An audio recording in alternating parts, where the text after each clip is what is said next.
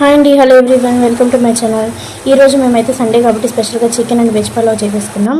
First దానికైతే chicken process చెప్తాను. నేనైతే సింపుల్గా జస్ట్ ఆయిల్ యాడ్ చేసేసి దాంట్లో చికెన్ని నీట్గా క్లీన్ చేసి వేసేసుకుంటాను. అది మంచి గోల్డెన్ బ్రౌన్ కలర్ అయితే చికెన్ యాడ్ చేసిన తర్వాత నేను అల్లం వెల్లిపాయ పేస్ట్ బాగా మగ్గి పచ్చివాసన పోయే వరకు వేయించుకోవాలి. ఇప్పుడు అల్లం వెల్లిపాయ పేస్ట్ బాగా మగ్గిన కదా, అందులోకి చిటికెడు పసుపు, హాఫ్ టీ స్పూన్ కారం, అలాగే రుచికి సరిపడా ఉప్పు వేసుకోవాలి.